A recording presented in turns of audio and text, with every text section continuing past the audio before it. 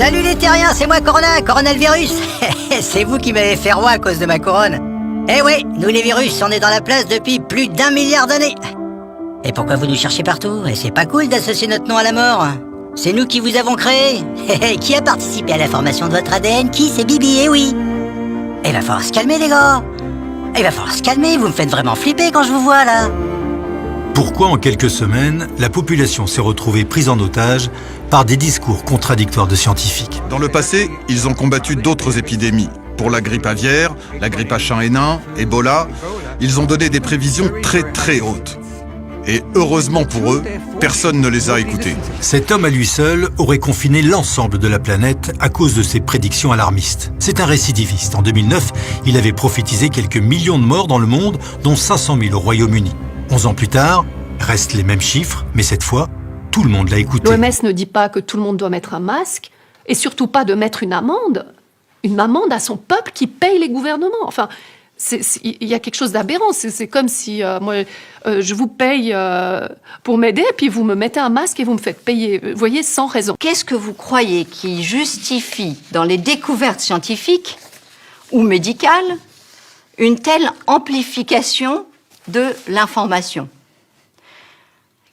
De qui se moque-t-on? Alors pourquoi il y a autant de cas positifs? Parce qu'on monte les cycles. On vous a déjà expliqué plusieurs fois que les cycles d'amplification de l'ARN du Covid, plus on monte, plus on va au-delà des 30, plus on va trouver des traces infinitésimales de n'importe quoi, d'une ancienne grippe, d'un ancien rhume, d'un virus mort. Va jusqu'à faire construire des futurs camps d'internement au Canada. Où ces camps seront-ils construits? Combien de personnes seront-elles détenues? Et pour quelles raisons des personnes seraient-elles gardées dans ces camps d'isolement? On n'a pas beaucoup de solutions pour ça parce que les masques hypoallergéniques ne sont pas trouvés facilement. Même nous, dermatologues, on a du mal à s'en procurer. Et donc, ces gens sont obligés de se rabattre sur des masques en coton. Mais les masques en coton, on sait que c'est moins protecteur. Déjà, les masques chirurgicaux, c'est pas très protecteur puisque c'est même marqué sur la boîte que ça ne protège pas des infections. Dans les maternités, on fait accoucher les femmes avec un masque.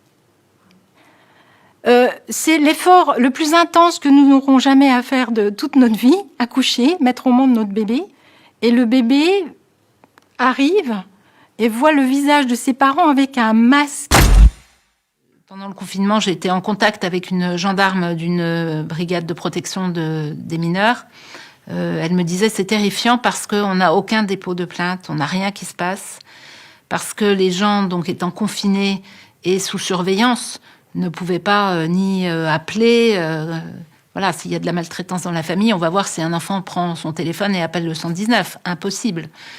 Ou si une femme peut aller déposer plainte, puisque même elle ne pouvait pas sortir.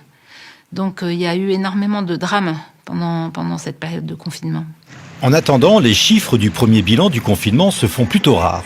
Les plaintes pour viol auraient été multipliées par 3, selon un expert psychiatre de la brigade des mineurs. En temps normal, il y a 12 000 agressions sexuelles d'enfants chaque jour. Combien de suicides, de meurtres, de viols?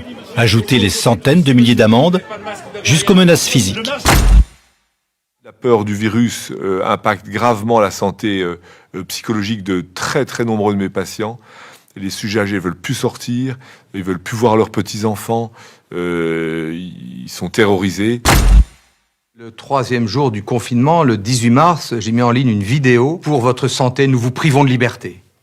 J'ai eu des commentaires extrêmement positifs sur la vidéo qui m'ont encouragé, mais voilà les commentaires que j'ai reçus aussi. Entôle le charlatan. Nous allons te dénoncer à l'ordre des médecins. Les effets collatéraux majeurs, ils sont à la fois sanitaires, sociaux, économiques, systémiques. Sanitaires, vous avez des infarctus non revascularisés sur le premier confinement, des gens qui sont pas venus, ils avaient mal dans la poitrine, ils sont pas venus, ils sont retrouvés avec un cœur à la caisse en insuffisance cardiaque terminale. Vous avez des cancers, des leucémies, des lymphomes qui ont 3, 6 mois, 7 mois de retard diagnostique et thérapeutique. Et on voit des formes qu'on voyait plus depuis 30 ans. On est en train de devenir fou. On a bombardé des villes. Aujourd'hui, il y a des centaines, il y a des millions de personnes qui vont perdre leur emploi. Il va y avoir une précarisation massive de la société. Voilà, on est juste en train de détruire l'Occident, mais vraiment. Moi, j'ai travaillé pendant le confinement. Les femmes des infirmières, il y en a une, elle m'a dit, elle a pris un sac poubelle, monsieur, pour faire une blouse, un sac poubelle. Il y a un homme qui connaît bien les procédures en cas d'épidémie. Pendant 20 ans, il a géré ces situations de crise.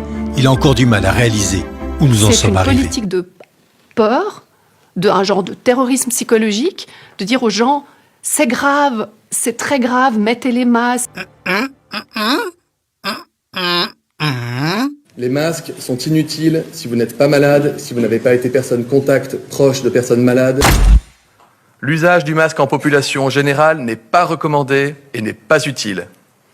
Lorsqu'on n'est pas infecté par le virus, lorsqu'un médecin ne vous recommande pas de porter un masque, il ne faut pas en porter. Il n'y a pas de sens à porter ce masque lors des déplacements autorisés. La meilleure des protections, ce sont les gestes barrières.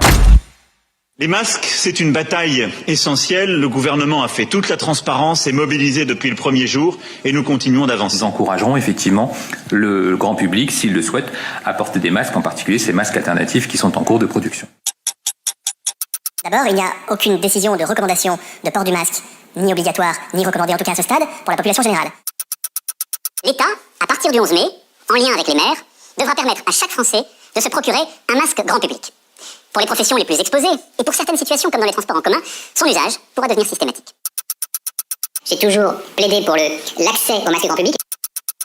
Le port du masque sera rendu obligatoire dans tous les transports. J'ai demandé à ce qu'on passe une étape au gouvernement, et je souhaite que dans les prochaines semaines, on rende obligatoire le masque dans tous les lieux publics clos.